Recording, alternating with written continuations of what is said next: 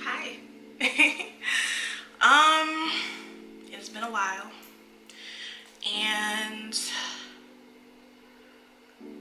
this is gonna be like a life update and just sharing truth of what has been going on with me.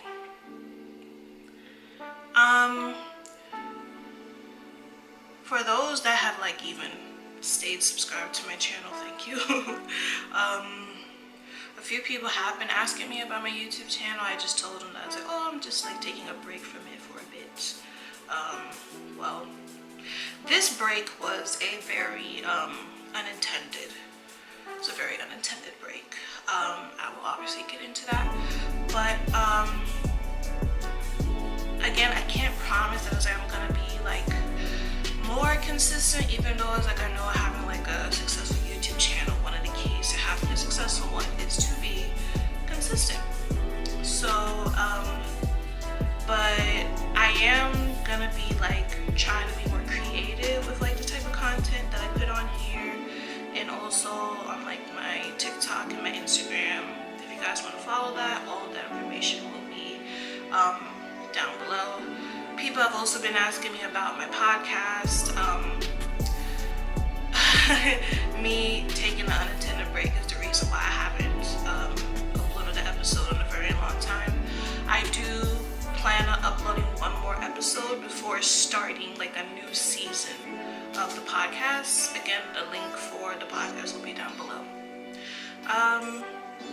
But yeah, thank you to those, just first and foremost, to those who have been reaching out to me, just checking in on me, making sure that I'm okay.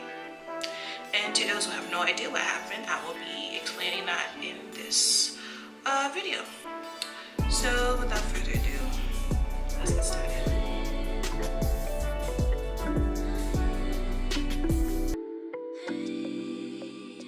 So those that know me know that I have been very open about my mental health journey. One of my first videos was me sharing like my depression story and like sharing my battle like on and off with cancer and all different sorts of type of things. I even made a series. I'll link that like somewhere up at the top. I made a series of all the different like mental health / mental illness issues that I deal with on the daily. In the future, I may want to do like something similar to that again, but like obviously do it like better, because I know I can do it better as far as like quality wise. But yeah, so on this channel I've been just open, and every time I have come on here, just like encouraging my own self to be more and more vulnerable. Not to like, I don't have like a fear of it anymore per se. Like I don't have that much of a fear of it anymore. But it's like each and each time is I am reminded that it is for a greater purpose, and it is not just for me to give glory to God. That is like I'm still here, even though I struggle with certain things, I'm still here. But to remind others who maybe who either like follow my YouTube, follow me on Instagram, follow me on TikTok, whatever it may be, that they are not alone, and that if God is still carrying me, then God can continue to carry you too. So today is September 26, 2022. On July 5th of this year, like 2 months ago, I attempted suicide. And I didn't go to the hospital for it until 2 days later. So July 7th is when I actually went to the hospital and was admitted. I will be going into detail of that. I did make sure to put a trigger warning in the beginning of this video. Anytime I talk about pretty much anything that I do talk about on this channel, I always like to put a trigger warning, because the things that I do talk about can be a trigger for people. So yeah, on July 5th, 2022, Well, actually, let me just talk about like my mental, emotional, like headspace, where it was at that led to that point. So, I was like slowly but surely, like just like getting closer and closer. Like I felt myself getting closer and closer to this dark space. And for those that deal with mental health struggles issues, they know like what that dark space is, and it's different for everybody. For me, it's getting to a place where it's like, the hell is that? Ew. Sorry, there was something on my lip. I don't know what it was. But for me, it was getting to a place where it's like I become numb and I stop caring. And nothing happened to where I was like triggered. It came on its own. And that's usually how it happens for me. For some people, it's like something triggers them into it, and then for others, it just comes on, like naturally in a way. And that's what happened to me. And I was in therapy at the time, before like leading up to the incident. I was like applying the different techniques, coping skills that I learned, like every day, every time I had a moment, like prayer. I even was like fasting a bit to really looking to the Bible for comfort,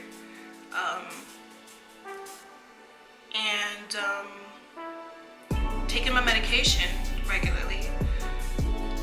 And I had a psychiatrist at the time, and I told her like every time that it's like I feel like it's like slowly like starting to not like work anymore, like the medication. Like at one point my medication, like I did feel a difference, and then at one point it just like slowly stopped working. And then I just felt myself getting to that dark place of where I just become numb. And it led to me just kind of like shutting off like everything. And where I just like did not care, didn't give a F about anything. And so on July 5th, 2022, I basically like overdosed on pills. I had pretty much like overdosed on the pills that I was actually prescribed. 2 different medications, gabapentin. No, not gabapentin, I'm sorry. Trazodone, which is a medication that was prescribed for sleep. There was another one. Lexapro. Was it Lexapro? I think. I'm not sure. And then the other one was Tylenol. And so I took a whole bunch, like probably like 2 handfuls of like each one, and took it with just water, I believe, at the time. And then slowly but surely my body started to react to it. I did get a feeling of like me being high, and then I started throwing up a lot. And the throw up wasn't like regular throw up. It was brown and like very liquidy, watery almost. And it was to the point where I was like throwing up like every hour to like every 30 minutes. And then if I wasn't throwing up, I was just like gagging, like heaving and gagging. And so from July 5th, 6th, I was dealing with like the throwing up, and no one knew that I did what I did. And then on July 7th, I couldn't take the throwing up anymore. So I called 911, and I told them what I did. And then they picked me up from my building, and they took me to the hospital. Now, in my building, there's like caseworkers here, and I'm pretty close with like a few of the people that work here. And so I know that they were like surprised and shocked to see that was like the ambulance was here for me. And Then yeah, I was taken to the hospital. They like immediately took me to the section where people would be admitted, where they go through like the admission process to be put into the psych ward.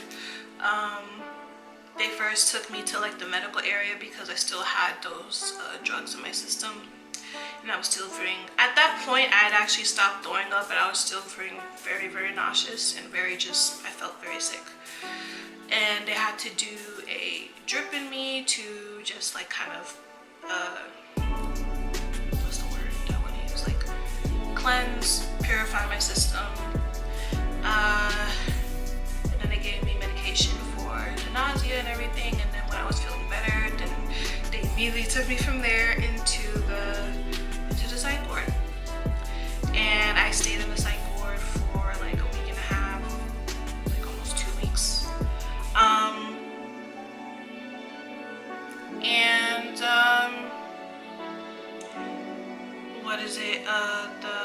The social worker that was assigned when I was in the hospital,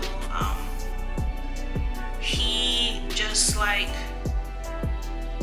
the kind of like aftercare like plan for me coming out the hospital. Like he really sat down and worked with me and worked with the people who work in my building, and my boyfriend also, and people from my church, because there was like a select few people that I like told that like I did what I did and I was in the hospital.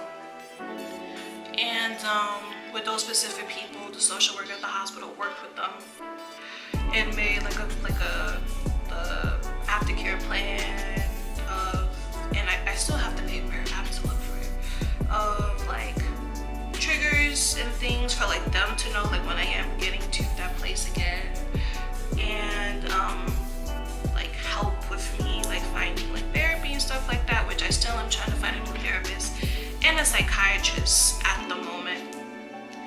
And yeah, so after like a week and a half, almost 2 weeks, I got sent back home. And then that is where just the real like different process that I'm currently like still in had to start. When I came home from the hospital, I was greeted by one of the other, I'm not crying, I'm just, sweat is building up here in this area. I have my AC off because it makes noise. I don't know the noise in the background, I'm sorry. Anyway, so one of the social workers had like came up to me and she pretty much explained that it's like they're like gonna be like working with me to like make sure that it's like I'm okay, and that they're gonna start doing like check-in calls with me, which they still do now. Like it'll be like whoever is at the front desk or whichever caseworker is there that day, or if it's like the caseworker assigned to me, they will like call me and check in with me to see how I'm doing that day. And that if I just want to talk to someone, then I can like go to whoever's available and just like sit down and talk with them. I also started art therapy with one of the caseworkers that works here, and art therapy is very enjoyable. I like it. I think there is only like 1 day of art therapy, which was the most recent one, that just emotionally I was like just low, and I just like didn't have a lot of motivation to do anything artistic that day. But we did talk about some things, and she did get me to do some type of coloring, which was, in the end, it was still good. And then with people from my church, the people from my church that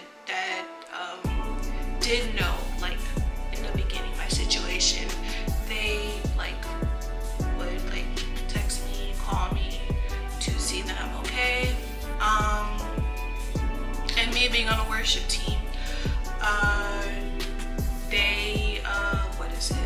they didn't tell them like the exact situation. They just told them that it's like I'm dealing with a like mental health situation right now, and just to keep me in their prayers. Like it was like along those lines. And yeah, and what is it that this past Sunday, yesterday, because today is Monday, yesterday I went to church after not going to church for like a good few weeks or so.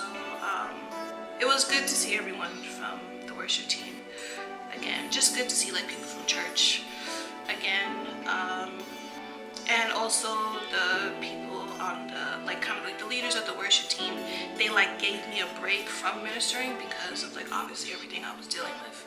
And they wanted to make sure that I was like ready on my own to like come back and like to serve with singing on the worship team, which I greatly appreciated. And I told them yesterday that I was like, yeah, I'm ready to come back to sing because I do miss it a lot.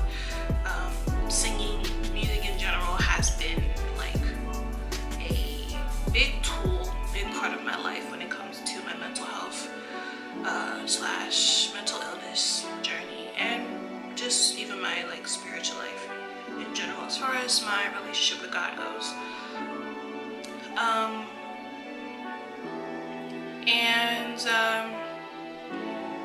Yeah, I can't say that the process has been getting like easier. Like it's hard every day. It's hard every day. Like today, like I'm in a good headspace today. Like yesterday, today, like I took a shower like 2 days in a row, which is a big feat for me. I like got the energy to like go outside to the store because I needed to pick up a few things instead of just like trying to order it through a like a delivery app.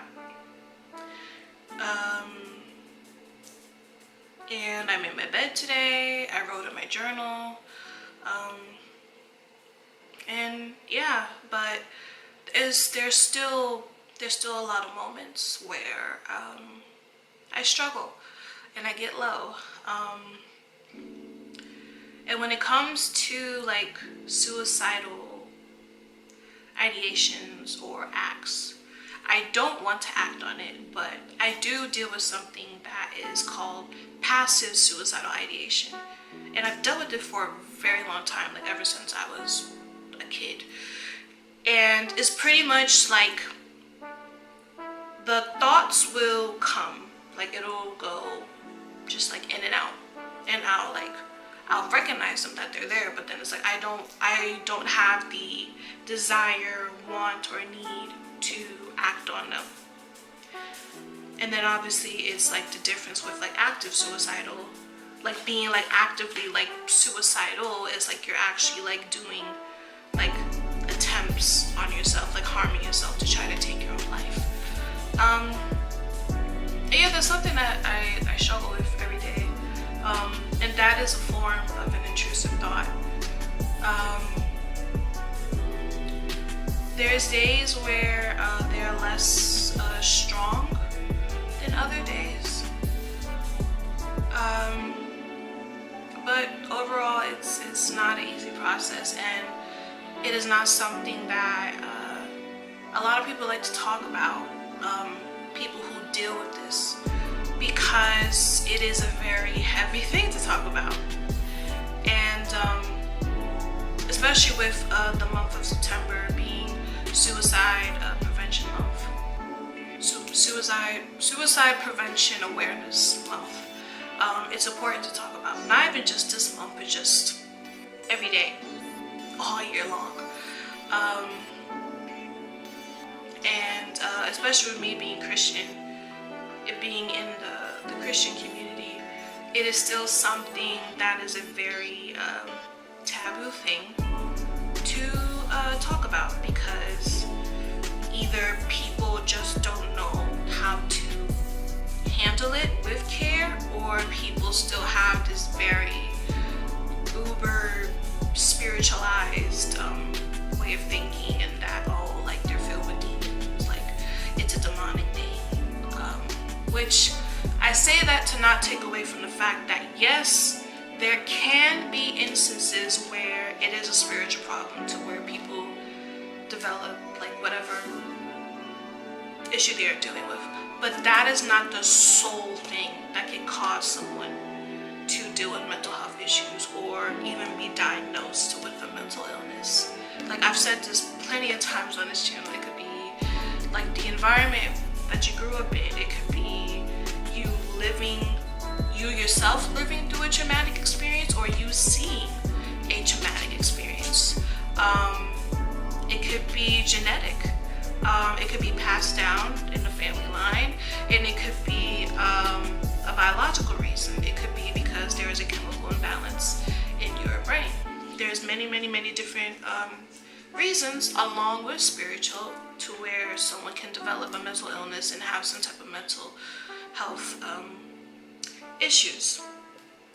And what I will say, for not even just the church, I'm talking about the people who call themselves Christian, who believe in God, not the building, that I feel like the key to bring more awareness to the situation, to bring comfort to those who do live with this struggle like every day, and they're silent about it because of the fear that comes with not even just carrying that burden, but then trying to put that burden on someone else, and they either brush them off as them trying to like seek attention, demonize them, make them feel like they need to get like an exorcism or just like lay hands on them or something, or that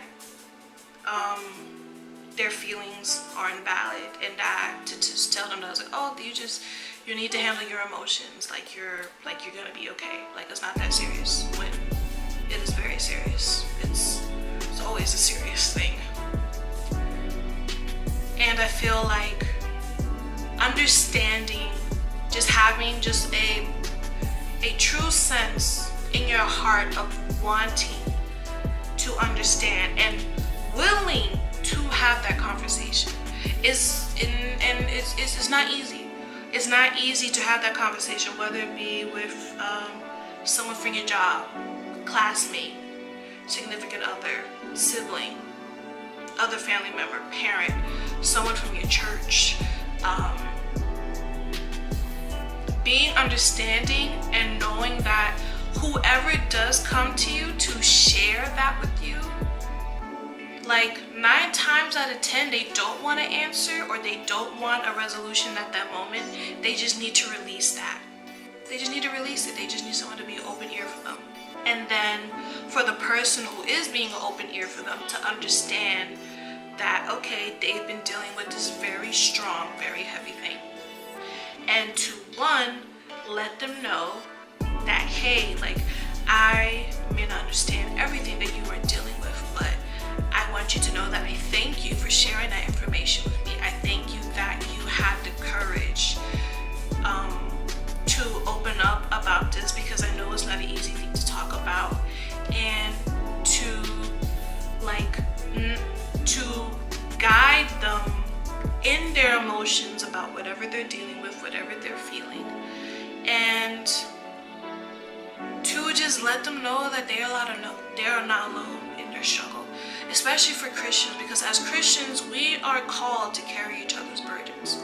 Now, the church is not perfect. The church is literally people who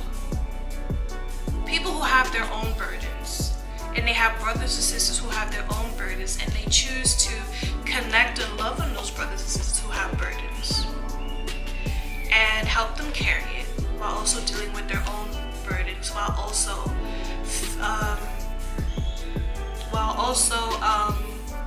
like fulfilling the call that God has for their life. Like we're all broken people. We're all broken people. And ultimately God is like the main source of like fixing that deep brokenness in us. And thankfully God also has given us amazing tools in this world to help aid in that. There's like all different types of therapy, like how I said I have art therapy, and then I'm in the process of looking for a therapist, whereas like I have like regular like one-on-one talking sessions with them. We have psychiatrists, we have people who are in social work. Is a plethora of different things, all those different tools that God has created to help aid in his work of healing us and working in us. And I'm thankful for that every day, every single day. And like today, because with my art therapist, she wanted me to start writing in a journal, and she like gave me this like little notebook thing, and I got to decorate the front of it and everything. And I wrote something in it today for like the first time since getting it from my art therapist, because it's like I just didn't have the energy to write in it, and I also just didn't really like know how to express everything, because I have BPD, which is borderline personality disorder. I feel emotions very strongly, and I can feel like a whole bunch of them at the same time, to where I just feel overwhelmed, and it's hard for me to hone in on a specific emotion to like dial that down and then go to the next one and dial that down, if that makes sense.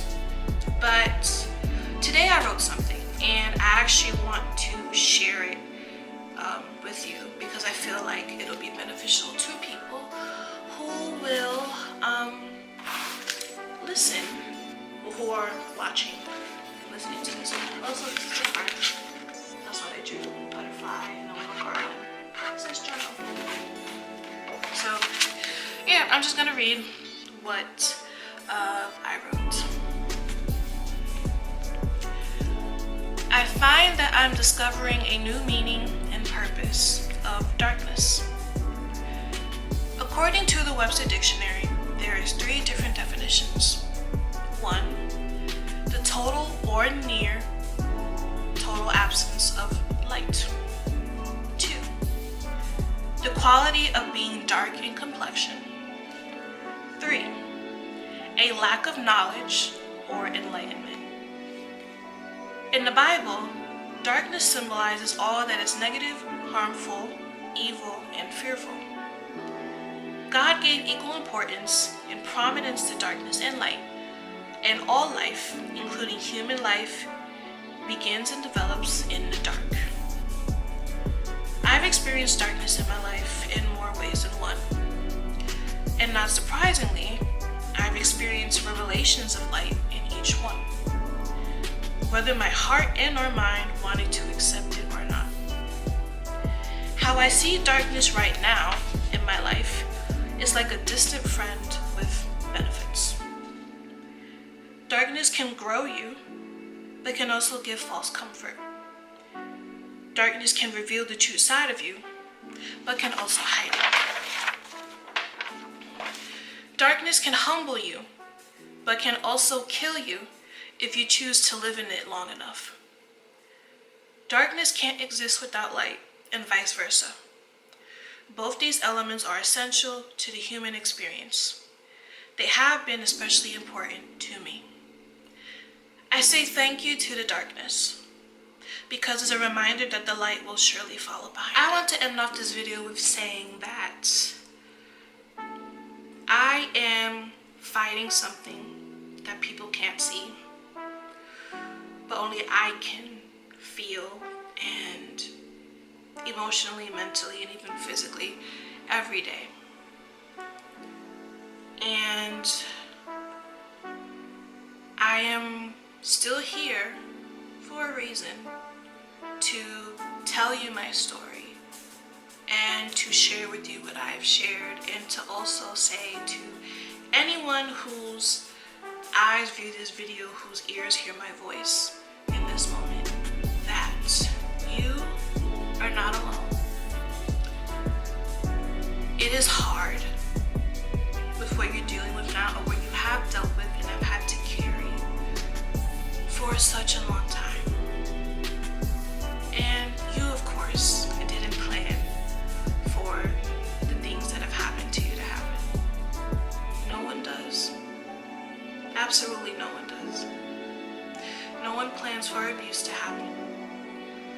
one plans for loss to happen. No one plans for anything traumatic to happen to us in any way, shape, or form. I want you to know that it is not your fault of what you are dealing with. It's not your fault. Whatever it is that you are dealing with. The feelings you have of shame and sadness of the old you that is now gone is valid. The fear that you feel of the person that you're becoming through healing out of whatever hole you are in, it is valid. The anger and disappointment that you feel whenever a trigger does come up, and how it affects you physically and emotionally for that day, it is valid. And again, you are not alone. You are not alone. And I just urge you that if you do not have the strength or courage to verbally speak to someone about what you are dealing with, write it down. Record a voice memo of you just letting it all out. Or even record a video of yourself, like a visual diary of yourself, just letting it all out. If you have to scream, if you have to cry, let it all out. Take deep breaths, hold ice to shock your body into a sense of calm and to reawaken yourself again. Pray to God, because He is always listening. It may be very quiet of what you're dealing with, but know that teachers are silent during the test, but they're never absent.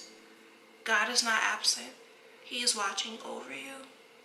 He is protecting you, and you are still here for a reason, because of Him and because He loves you.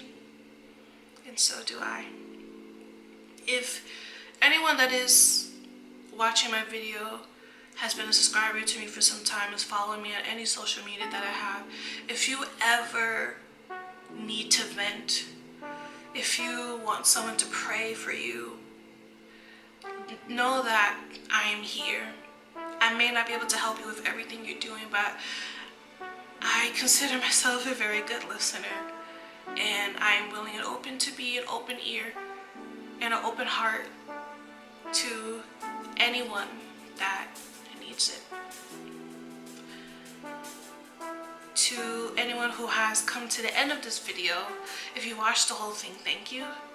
If you know anyone that this message could help someone, that it could resonate with someone, share it. And I don't know